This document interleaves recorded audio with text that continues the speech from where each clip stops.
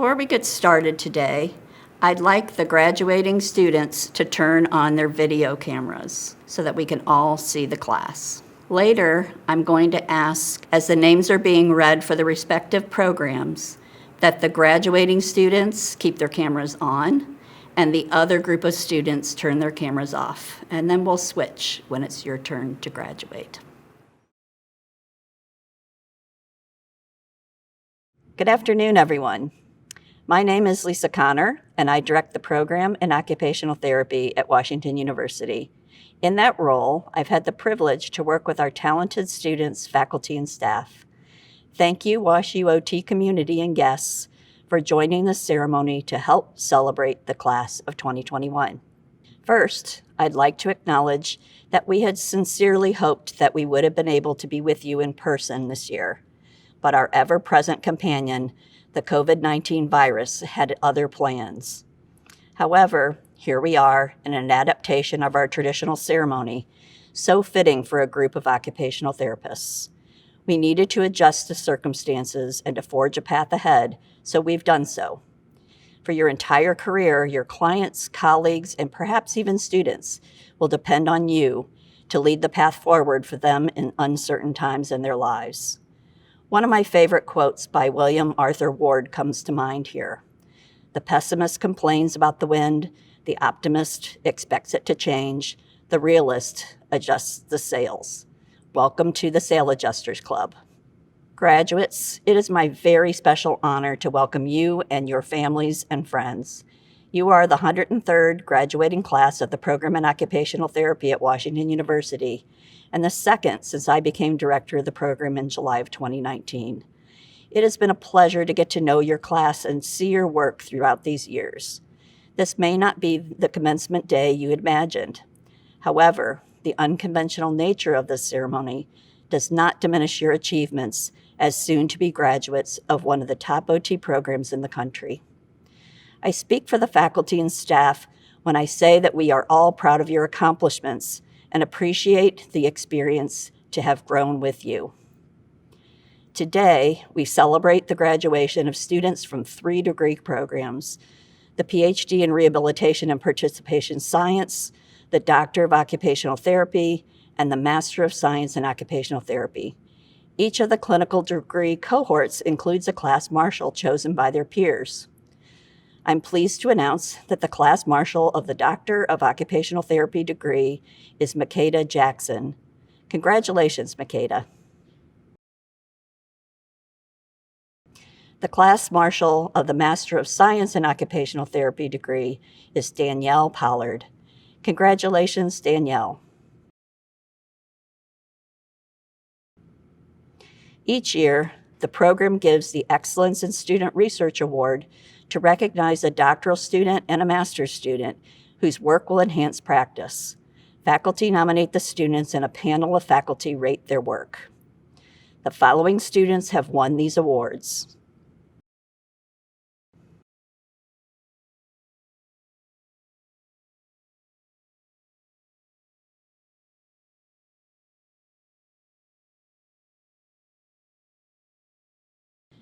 Next, I'd like to present OT Endowed Scholarships and their recipients. The Agnes Fielding Praman Scholarship is awarded to students from the Occupational Therapy program who show exceptional promise as an OT educator or potential for leadership in the profession. The students must also have demonstrated a strong commitment to the values and knowledge of occupational therapy. We congratulate the following outstanding students for receiving this scholarship.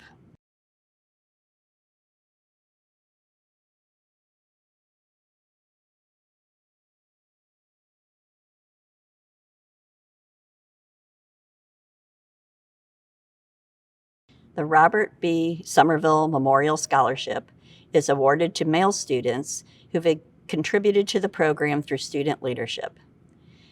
These honor students who show potential for leadership in the profession demonstrate a strong commitment to the values and knowledge of occupational therapy.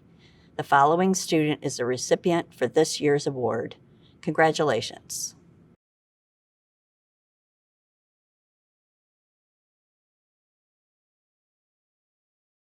The Dr. Carolyn Baum Leadership Scholarship is awarded to a third-year student who shows exceptional promise in engaging in leadership activities on behalf of the profession, especially in the areas of advocacy and policy in occupational therapy.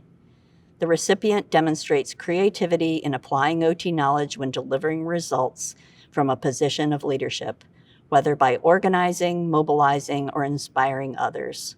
Moreover, the recipient demonstrates a strong commitment to the value and knowledge of occupational therapy. Thank you to Dr. Baum, our recent past director of the program.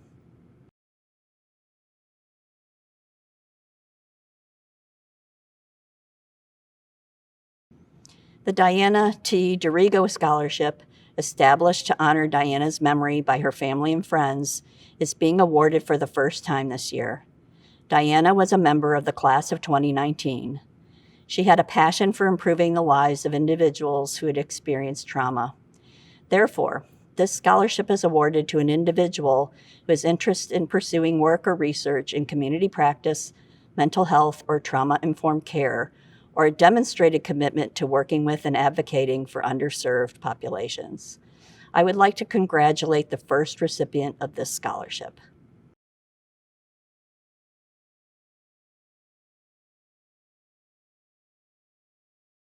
Congratulations to all of our scholarship and award recipients, and a heartfelt thanks to the donors who make these awards and scholarships possible. We deeply appreciate your support of our students and your generosity. It is now my honor to introduce the commencement speaker. As the saying goes, my next guest needs no introduction. Rather, you may be surprised about some of the things you do not know about her. Dr. Catherine Hoyt has recently joined our faculty as instructor of occupational therapy, pediatrics, and neurology. Dr. Hoyt received her OTD in 2010, her PhD in 2019, and has most recently been a postdoctoral fellow in the program. She's received mentored training in implementation science.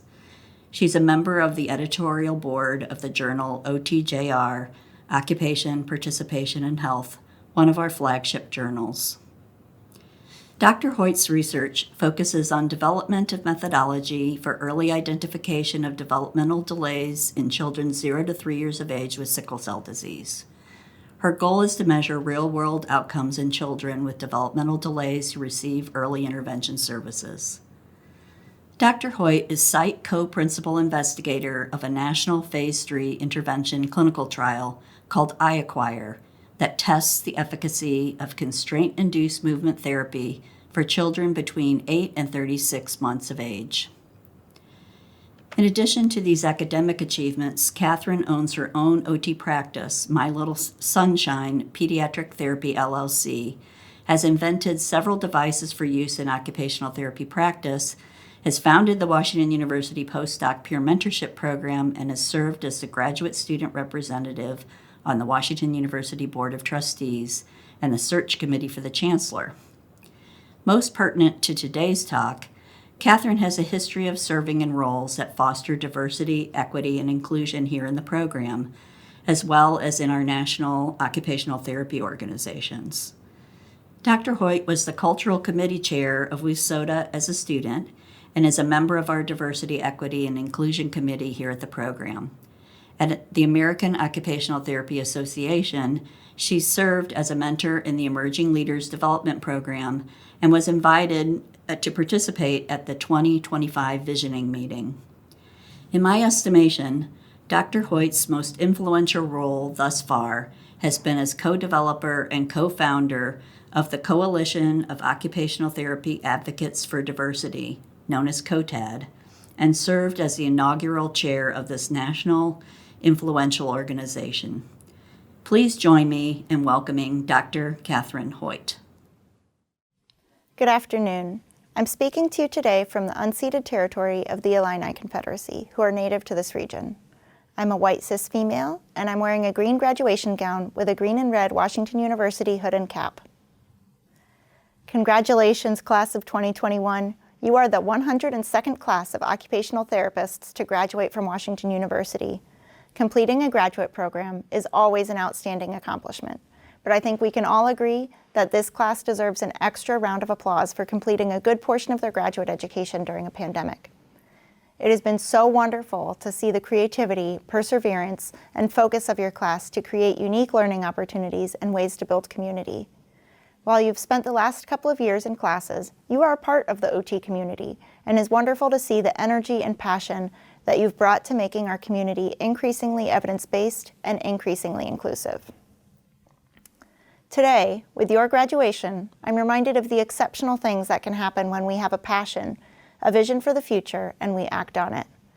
The Coalition of Occupational Therapy Advocates for Diversity, or COTAD, came together because we had a shared vision and a desire to identify solutions to build a future for occupational therapy that was not just more diverse, but also prepared to provide more inclusive care to all of the communities that we serve.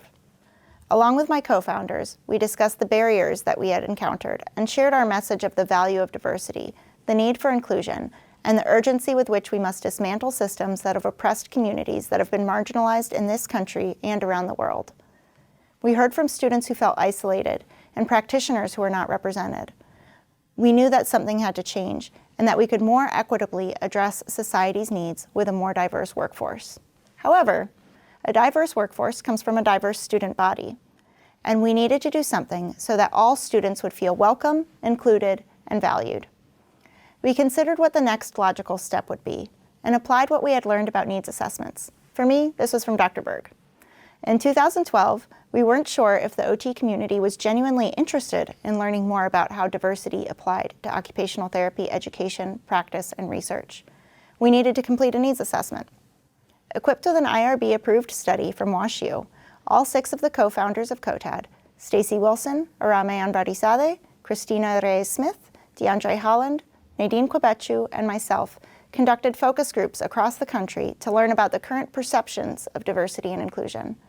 We learned that many students, educators, and clinicians were interested in learning more, but also were unsure how topics of equity, diversity, and justice fit into what has been considered traditional or normal OT education and practice. But what we also learned was that there was an opportunity to start meaningful discussions that could promote change. But I don't believe in normal, only what has typically been. Change often faces resistance. When you see an injustice, take action, be persistent, and then that will be the next normal. Don't settle. Identify your core values and make choices that align with them. If your actions are based in your core values, you will always be energized and motivated. You will never regret a decision because you know it was the right choice. When you act based on your core values, what other people say cannot hold you back. This work is hard. It can be heavy and weigh on you. That is why it is so important that the actions you choose align with your values so you can push through those difficult moments. COTAD started from the bottom. Now we're here. We are a national nonprofit organization that I'm so proud to have led as chair from our inception in 2012 to 2020. We now have over 100 university student chapters. We hold a monthly book club, regular conversations, and an annual keynote presentation, where we gave away 3 financial awards this spring to support students and new practitioners who are doing the work to make a difference. The first Chapter of the Year award went to Washington University, and one of those grant award winners this year is a WashU alum you may know, Mario Millsap. We have published and presented at local, national, and international meetings. We didn't know what we were doing, not really, but we followed our values, sought support, and took action.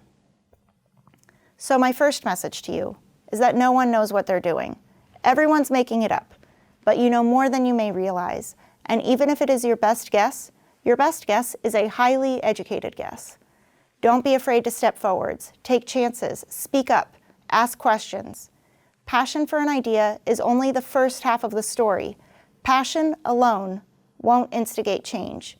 You have to strategically act and help others around you to feel energized for the change you seek.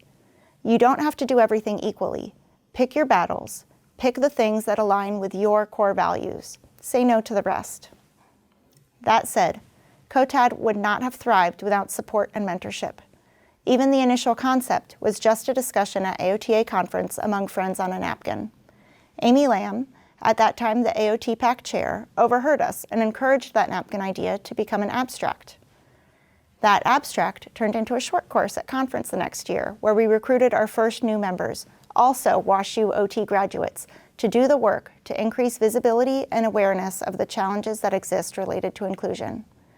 We relied on the skills of each individual, capitalizing on strengths and interests. We networked strategically with leadership at AOTA and at our home institutions so that we could align COTAD efforts with a broader agenda. COTAD was a completely grassroots effort, with no money, no physical location.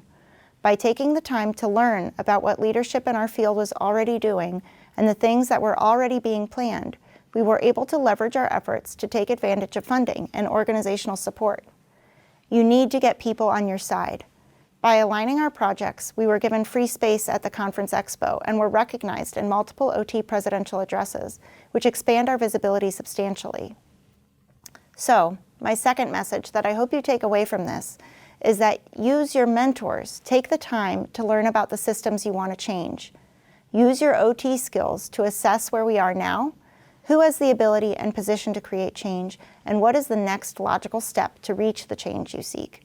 What are the barriers? What are the short-term goals? What are the long-term goals? Take advantage of the peer network of colleagues you have already developed. We are better together. No one does anything alone. We are all products of the mentors, support systems, and people that have helped us along the way. Network. Reach out to the people if you're interested in their career path. You may not always get an answer, but it can't hurt, and the worst that could happen is they don't respond.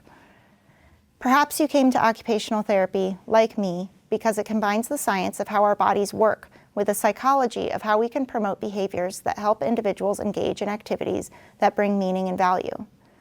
I cannot imagine something more powerful. As occupational therapists, we are responsible for helping people do the things that are the most important part of their day. That means every day you get to learn something new, something that people value, and the experiences that make that moment so special to them. This comes with some discomfort. Inclusion is when you embrace ideas and moments that make you uncomfortable. My wish for you is that after this exceedingly difficult year and unique graduate experience, that you will take the time to reflect about your own experiences, biases, we all have them, before every client encounter. Maybe by taking even just a short moment to think about the judgments we have about an individual's life or choices, we can begin to approach the world with more empathy and more energy for justice. We can't ever know exactly what it is like to walk in someone else's shoes. We must always do our best to build a table that has a spot open for those experiences and voices we have not yet heard. We must always do our very best to treat everyone as valuable contributors and listen in moments when we feel that we have already heard enough. It is a hard ask to make the extra effort in the moments when you least want to, but it is this extra effort that is what will lead to meaningful, sustainable change. Everyone can be a leader, an advocate for inclusion, for justice, whether it is in a visible leadership position or a model in your place of work or education. Leadership is not just about having a powerful title. Leadership is the ability to influence those around you. When you speak up, when you hear something offensive, or you give an extra minute to listen to a voice that has been left out, you are a leader. So go get uncomfortable. Listen to your clients and your colleagues. Take time to consider your own biases and values. Then take action, and I know great things will happen. Seek support from your peers and mentors. You have the best OT education in the world. You have the skills and knowledge to change the future, and I can't wait to see everything you accomplish. Fires burn most brightly when many flames unite together, and so it is with fervent optimism that I know we will meet the occupational needs of society through inclusive and equitable practice by driving policy, research, and education in occupational therapy to deconstruct the systems that have held us back and limited our ability to provide client-centered care. This year, you have lit the flame. Don't let it go out. Congratulations, class of 2021. You are officially here. You survived, and I am so proud to call you colleagues. Thank you for your insightful comments and words of wisdom to our graduates. We appreciate you being with us today to celebrate our students' transition to professional practice. Now, I'm honored to introduce the faculty graduation speaker, Dr. Jessica Dashner. Dr. Dashner is Assistant Professor of Occupational Therapy and Neurology and an alumna of our program from the class of 2002. Dr. Dashner joined our faculty in 2014 after several years working as a research associate and clinical specialist in Dr. David Gray's research group. Therefore, she's no stranger. An area of interest of Dr. Dashner's is improving participation in major life activities by providing supports and environmental modifications for people with disabilities. Dr. Dashner works with disability organizations to build partnerships and improve the usability of buildings to allow individuals with disabilities to become engaged and active members of their community. Of course, Jess is a phenomenal teacher and a fabulous occupational therapist. That, however, is not why she was chosen this year as faculty graduation speaker. Jess is an advocate in the truest sense of the word. She promotes, supports, solves problems, and serves the communities that she holds dear. One of those communities is the disability community that I mentioned a few moments ago. The cherished community that brought her to this stage today is the community of students in the program in occupational therapy at WashU. Jess is a kind and generous person, always willing to lend an ear and provide advice, coaching, and assistance to students in the program, no matter what the circumstances are that brought them to her door. Other faculty respect her counsel, and Jess is good at making her case to ensure student success. I think it is incredible that the person who chairs our Committee on Academic and Professional Evaluation of Students, known as CAPES, has been selected by the students to celebrate their academic achievements and readiness to enter the profession of occupational therapy. Jess has committed her life to diversity, equity, and inclusion, and our program is far better for having such an advocate among us. Clearly, our students think so too. Welcome, Jess. Good afternoon. On behalf of the faculty and staff at the program in occupational therapy, I would like to congratulate each and every one of you on reaching yet another milestone. I'm sure by now your friends and family members are very familiar with celebrating your successes. The good news is they will continue to have so much more to celebrate with you in the near future. From passing your Level 2 fieldworks, and for some of you, your decks, passing the NBCOT exam, and accepting your first position are just some of the highlights that are on the horizon for you in the next year or so. In all honesty, I was a little apprehensive about filling the time and providing you all with enough inspiration to last through a 5-minute speech. My grand plan was just to ask you all a question about an assigned reading, and I thought we could easily spend 2 to 3 minutes in awkward silence blankly staring at each other. Unfortunately, thanks to COVID, I was informed this speech would be recorded instead of live, so I quickly had to pivot and come up with an alternative strategy and rethink my plan for filling the time. That got me thinking about the idea of having to come up with alternative strategies and changing your plans. I guess it's a bit of an understatement to say that became the norm for you all the past year or so. Not much of your time here went as planned. You had to learn, conduct classes, complete group projects, demonstrate your skills, present your work, and relate to others in a new or at least different way. Some of you had to change the order in which you completed the program, and others are continuing to modify your plans for your fieldwork or deck. There's a possibility that more of you, who may not even be aware yet, have changes coming your way. I hate to be the one to break that to you. What is the impact of having to alter your plans and doing things differently than you intended? What can this opportunity provide you, and what can we learn from all this?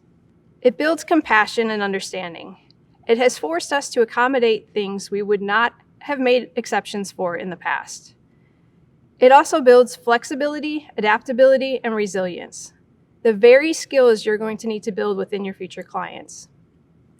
Resilience is defined as the capacity to recover quickly from difficulties or toughness. There's no doubt the clients you may be working with now and in the future are going to be recovering from difficulties. They may have had plans for their life that need to be adjusted following an injury or diagnosis. They may have unexpected situations occur that require them to change the strategies they use to complete their daily activities. They are going to be looking to you for help in determining how to navigate these difficult situations. And guess what? You have some experience with that. It might not be in the exact same way, but you've had to overcome obstacles and adjust your plans to meet your goals. Use that knowledge and experience to guide others in overcoming their difficult situations. I in no way want to minimize the loss and negative consequences of what the world has gone through in the past year plus. I simply want to try and share a different perspective and help you see some light through the darkness and uncertainty. I also want to challenge you to not stop there. Share those skills of compassion, understanding, flexibility, adaptability, and resilience with those around you. The world needs us now more than ever to share this perspective and try to make meaningful changes. Consider employing these perspectives in your communities and your future workplaces with your clients, peers, coworkers, and maybe when you're a CI working with a future fieldwork student. Remember what you went through as a student and what helped you achieve your success. Creating environments with this culture in place will not only help overcome adversity, it will also set us up to become more inclusive and accepting of other perspectives. This is something the field is in need of and something the class of 2021 is well prepared to provide. The only way to achieve change is to start making changes. Use your passion, your position, your knowledge, your strength, and your experience to be change agents. Lead by example and others will follow. We have done this as a profession before as we evolve to embrace evidence-based practice and delivery of more occupation-based interventions. We have experience with this. This should be so easy for us because it's just simply doing what we do. Change is difficult and takes time, but it's not impossible. There will be some that are resistant to this perspective, but stay the course and go out there and do what we all know you're capable of doing. Congratulations again. Believe in yourselves and know we are proud of you and believe in each and every one of you. Thank you. Thank you, Dr. Dashner. The graduates have selected their classmates to speak to them today, and it's my pleasure to introduce this year's student speakers. First, it's my privilege to introduce Brendan Cook, who is chosen this year as a class speaker from the OTD class.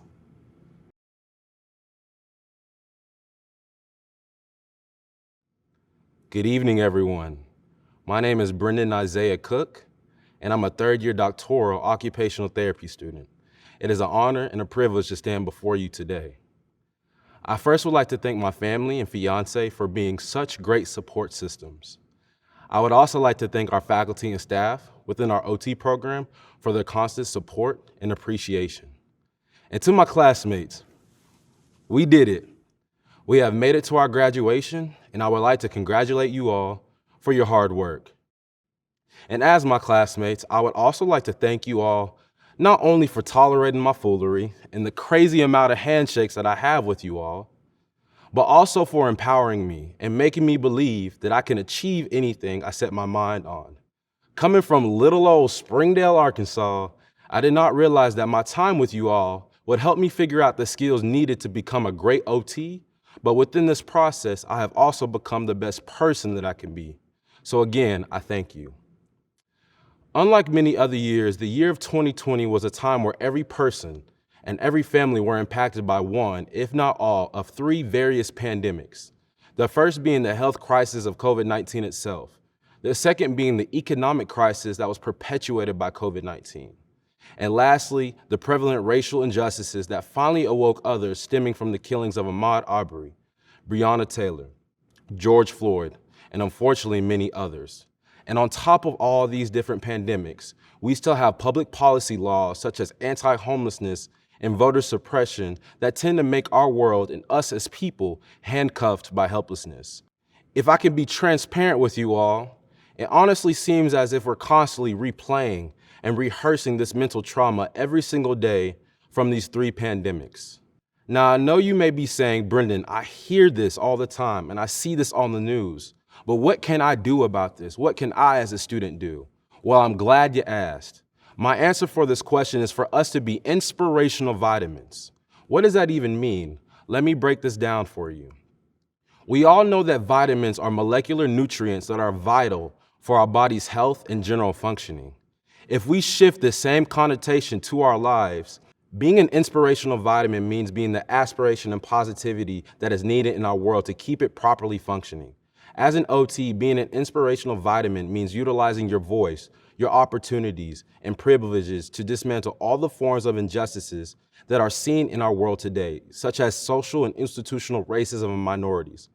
discrimination against members of the LGBTQ+ community, and healthcare barriers against individuals experiencing homelessness and those who are transgender. I can honestly keep going on and on, but what I'm ultimately trying to convey to you is that unfortunately in the world that we live in, people will get upset for the great things that you are trying to set up. So to combat this reality, my challenge for you is to be like inspirational vitamin C, being courageous, or inspirational vitamin B, being bold and standing up for others. And lastly, inspirational vitamin A, being an accomplice rather than an ally. What I mean by this is that allies will stand in support of marginalized populations, but accomplices will take a step forward and utilize their power and privileges that they have to challenge and dismantle these injustices. Regardless of whatever vitamin you choose, please continue to be great, keep impacting others similar to how you've all impacted me. Thank you. Next, I'm happy to introduce Chelsea Bradley, who has chosen to speak for the MSOT class.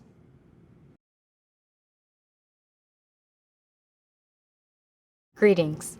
My name is Chelsea Lovelace Bradley, and I am honored to have been nominated and selected by the Master of Science in Occupational Therapy, Class of 2021, to deliver this commencement address. Graduates, I have a few questions for you. When you reflect on your time here in the program, where does your mind wander? Do you see yourself back in 2019, standing during convocation reciting the OT Pledge and Creed? Or do you see yourself in the auditorium during Dr. Taft's class, flipping cups hand over hand while singing about a ticket for the long way round? What do you hear? Is it laughter from the embarrassing stories we shared in Dr. Quinn's class, or a very familiar voice reminding us to take it easy on Mondays? How does it feel? How does it feel knowing that you navigated a pandemic, prevailed through uncertainty, and the day that you have been counting down to is finally here? How does it feel to know that those late nights and early mornings were indeed worth it in the end? It's moments like these that make the celebration of the end of our journey so gratifying. Moments that, after the year we have had, seem minute and indistinct. But the consummation of any journey is the summation of these tiny, mundane moments, the ordinary. So, how does it feel? Do you swell with pride, gratitude, or regret? That time went by faster than you could suffuse it with the moments you had hoped. Whatever it is that you feel, hold on to it. Let it be the guiding factor that influences how you want to feel at the end of your next adventure, your practice, your life. Organize your steps accordingly, and whenever you are unsure of what to do next, ask, what feeling will this decision lead me to? Pride, gratitude, or regret? Thank you, and congratulations. Thank you, Brendan and Chelsea. And now, the moment that you've been waiting for. We will now recognize the 2 students who've completed the academic requirements for the degree of Doctor of Philosophy in Rehabilitation and Participation Science. Nathan Allen Bond, whose dissertation was titled Visual and Non-Visual Control of Movement, the Role of Proprioception in Upper Limb Function After Stroke. He was mentored by Dr. Benjamin Phillip. Rachel Elizabeth Wagner, whose dissertation was titled Refining the Characterization of Causation in Early Childhood Neuropsychiatric Conditions, Nature, Nurture, and Time. She was mentored by Dr. John Constantino.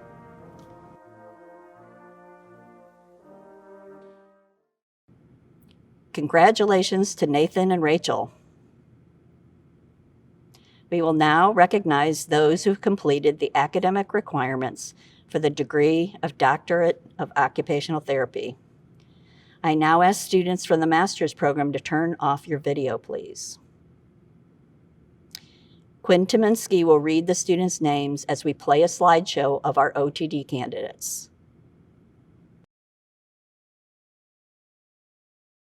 Greetings all. Congratulations to the PhD, OTD, and MSOT graduates who have endured so much to get to this point. As a faculty and staff, we all recognize the extraordinary strength and dedication it takes to complete graduate school while dealing with the mental and physical effects of the pandemic. Thus, I'm honored that today I get to share in yet another moment of your journey with you by acknowledging your achievements individually and as a collective. To the class of 2021, who never stopped persevering, here we go. Catherine Mary Banovitz. Catherine Louise Pagano Bizance. Deborah Blady. Laura Lee Bowden. Joshua Michael Brunk. Jane Austin Boofy. Brianna Peyton Carter. Joanne Nok Lam Chin. Catherine May Chin. Alyssa Christine Combs. Madeline Marie Contreras. Brendan Isaiah Cook. Jenny Alexander Erickson. Emily Ann Forsyth. Rose Isabel Greenblatt. Natalie Ann Hafner.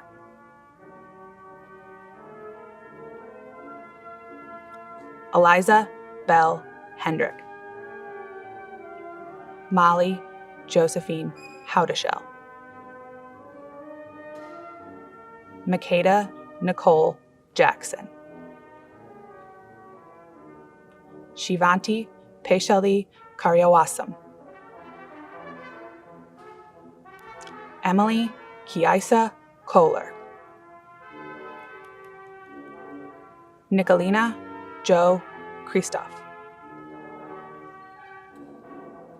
Kelsey Margaret Lawrence. Sophia Shija Lee. Lauren Marie Morgan. Caitlin Lune Mawangi. Heather Marie Neal. Lauren Ku'ulelani Putnam. Bridget Ann Regan. Rachel Ridner. Abby Simone Rubin. Annalise Marie Schlesinger. Ellen Lommel Swader. Rachel Christine Teslow. Megan Elizabeth Tolton. Hong Elizabeth Tran. Alexandra Beatrice Uchtdorf. Kathleen Susan Walbrun.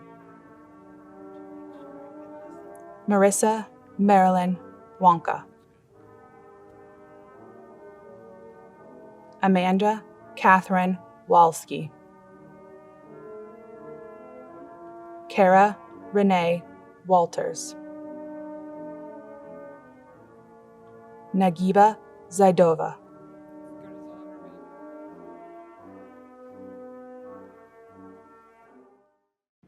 We will now recognize those students who've completed the academic requirements for the degree of Master of Science in Occupational Therapy.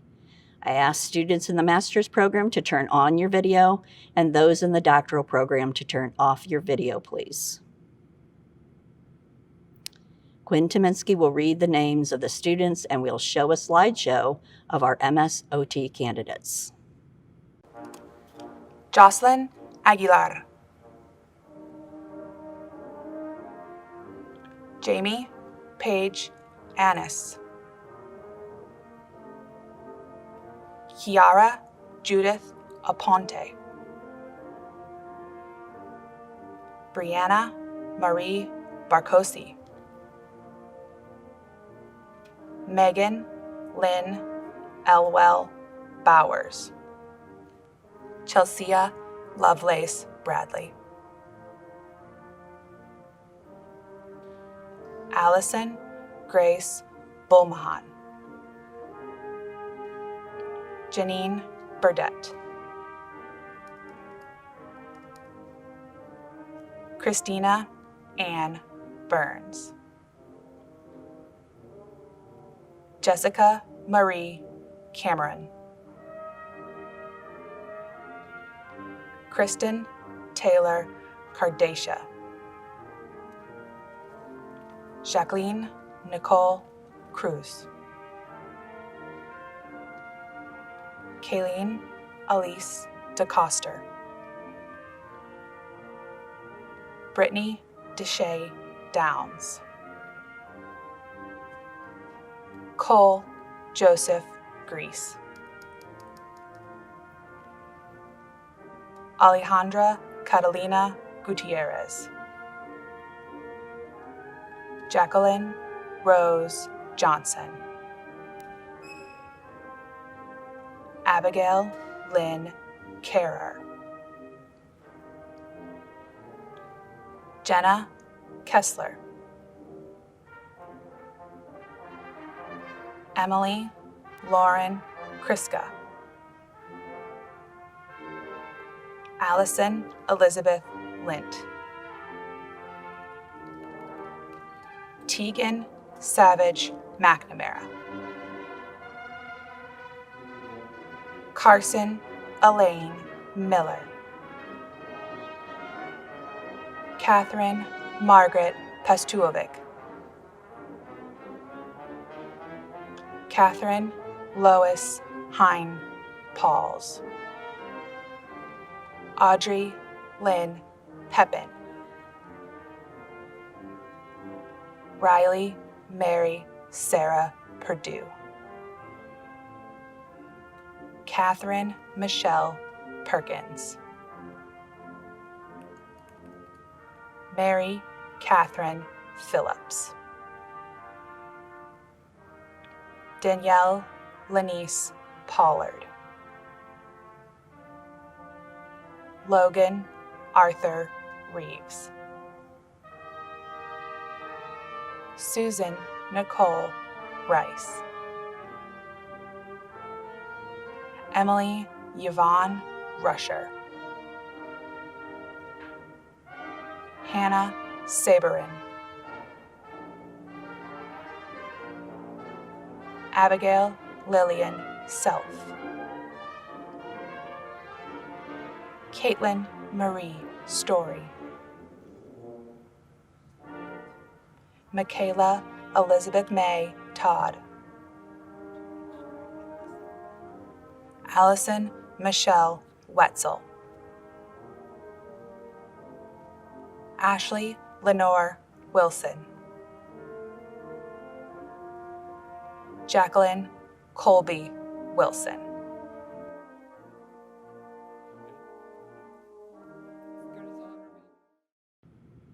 Congratulations to all our graduates. Graduates, you've been called to a profession that needs you now more than ever. People have occupational performance challenges due to chronic disease, disability, poverty, climate chaos, violence, and aging. Your service to the world is vital to humanity's success and well-being. You will serve individuals and their families by enabling people to do what they need and want to do. You'll help communities be more inclusive and accessible to people with a wide variety of abilities by identifying obstacles and working to create environments that support occupation. You will advocate for new social policies that give voice to the voiceless and create innovations enabling barrier-free living. Your training here at the Washington University Program in Occupational Therapy has prepared you to make the difference that the world needs right now. I am so excited to leave the future of the profession in your hands. As you leave us for the last bit of your educational journey and get out into practice, I want you to remember two things. First, you've prepared yourself for today by becoming scholars of the profession. You have mastered literature to guide and bolster your critical reasoning skills. Every new idea, every new initiative, every new intervention approach, every new research investigation must begin with learning everything you can about what came before that moment. Lifelong learning is essential to your continued professional development throughout your career. Being a practitioner with fresh ideas and perspectives will require you to search for and engage with the literature and with other colleagues outside your organizations. Value and enjoy this part of your professional identity and responsibility. Share the results of your knowledge quest freely with others. Second, and most importantly, do not forget that your clients are people with individual occupational performance goals and needs. Take the time to get to know them as whole people. Understand their occupational histories and profiles. Understand what they value in order to help them generate outcomes that are meaningful to them. Work with them. Center them when you help them to reclaim their identities. I'd like to leave you with a poem that has special meaning to me as an occupational therapist. This poem reinforces that everyone seeks to be of use to others. It's a central feature of being human. It's called To Be of Use by Marge Piercy. The people that I love the best jump into work head first without dallying in the shallows and swim off with sure strokes almost out of sight. They seem to become natives of that element, the black, sleek heads of seals bouncing like half-submerged balls. I love people who harness themselves, an ox to a heavy cart, who pull like water buffalo with massive patience, who strain in the mud and muck to move things forward, who do what has to be done again and again. I want to be with people who submerge in the task, who go into the fields to harvest and work in a row and pass the bags along, who are not parlor generals and field deserters, but move in a common rhythm when the food must come in or the fire must be put out. The work of the world is common as mud. Botched, it smears the hands, crumbles to dust. But the thing worth doing well done has a shape that satisfies, clean, and evident. Greek amphoras for wine or oil, Hopi vases that held corn, are put in museums, but you know that they were made to be used. The pitcher cries for water to carry, and the person for work that is real. This poem reminds me that not only do we want to be of use to others, but that our clients too want to be of use. I hope that you keep this at the top of your minds as you help your clients engage in their most cherished occupations. You are the future leaders of the profession.